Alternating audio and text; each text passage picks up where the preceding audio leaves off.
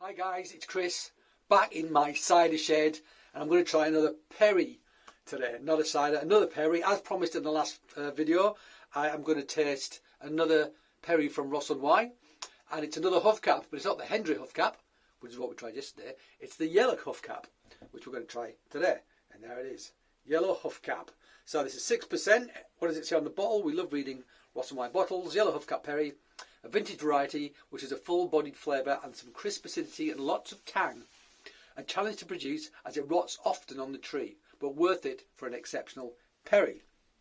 So there you go. We had a yellow Huffcap brew recently, a single varietal from Mono Valley. It hadn't carbonated yet, I don't think. In fact, it's not. I had quite a few bottles of it. Hasn't carbonated. Kevin said give it a couple of months. So we're going to come back and try that in a couple of months when it's started to sparkle, when it's bottle conditioned. And he actually sent me a very nice message just now. In fact, he'd seen my review of the Frederick, which I'd loved, and he said thank you so much for the review. I said no, the pleasure was literally all mine. It was great, Kevin. It was great, really great. Yeah, and I look forward to trying it again at some time in the future. Right, let's open up this bottle. Let's not mess about today. No cheese, just a bottle of cider and me. So let's pour it out, unfiltered, light, very pale gold, I would say. Very pale, because it is a perry, and perries tend to be very pale, with some exceptions. So there you go. Mousse didn't last very long, bottle conditioned, quite fine bubbles. Yeah, sediment in the bottle, quite a lot of sediment. I need to ask Albert about that. If you watch this, Albert, because he watches these, tell me about the sediment that you get in perry. You know, because it's quite different to what you get in cider. Seems to me, it seems to be like looks more organic and thicker, and it seems to clump more. Doesn't bother me, but some people ask, and I'd like to know. So there you go. All right, let's smell it. Less funk than the Hendry. Still a bit there, still a hint, but less funk. Lighter, kind of a slightly lighter pear character as well, I'd say. Not quite as deep, not in a negative way. Slightly fresher, a bit more. I don't know if I want to use the word floral, but feels richer, more dessert, more kind of like caster sugar kind of thing, sort of element to it or something.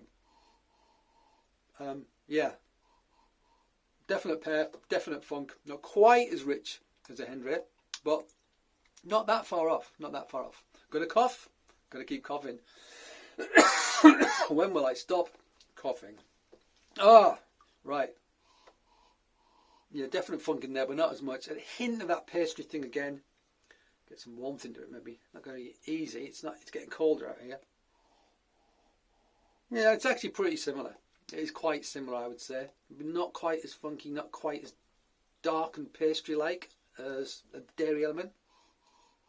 Well, there's a hint of that in there as well. All right, let's try it.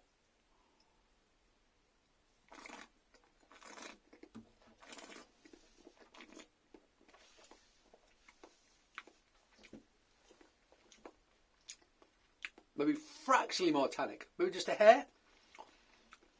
Less residual sugar. This is drier. It's got more acidity, which I'm perceiving as kind of like a lemon / very strong yogurt sort of acidity. It's lactic acidity, but it's quite a bold lactic acidity. Not much sorbitol left in this, not much sweetness. Not left in it, not much in it.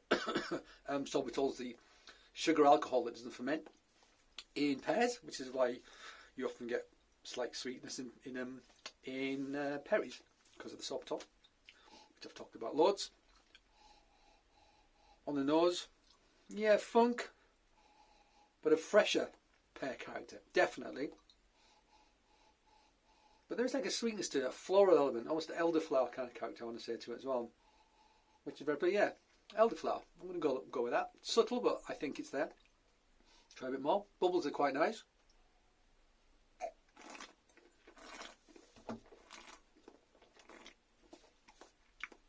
It is quite fizzy, this one.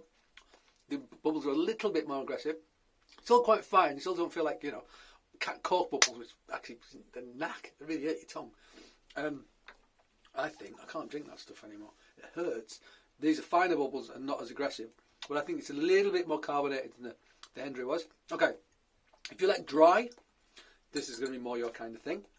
I mean, the Henry Huffcap was in no way sweet. It really wasn't. It had just a hint of sweetness, I think I said. We just bounced it, just lifted the whole thing. This doesn't have that.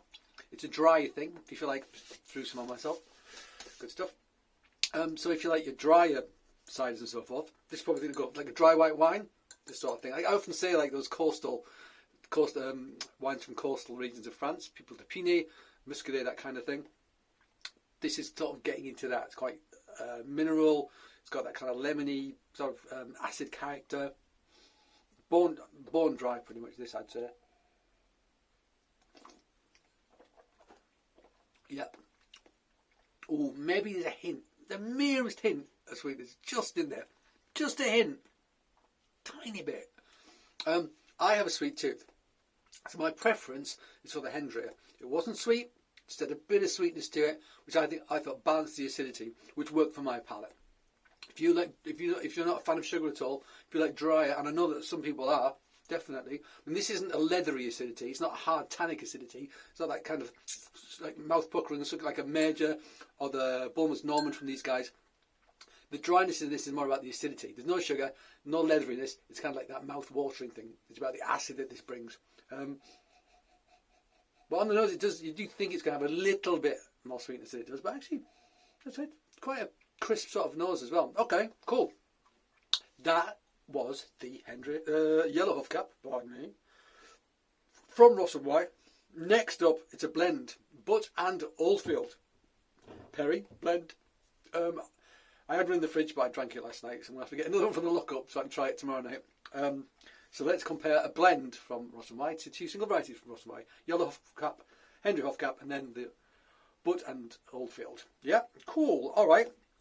Thank you for joining me once again. Get hold of some Ross-on-Wye if you can. Try along if you can. And until the next time, cheers.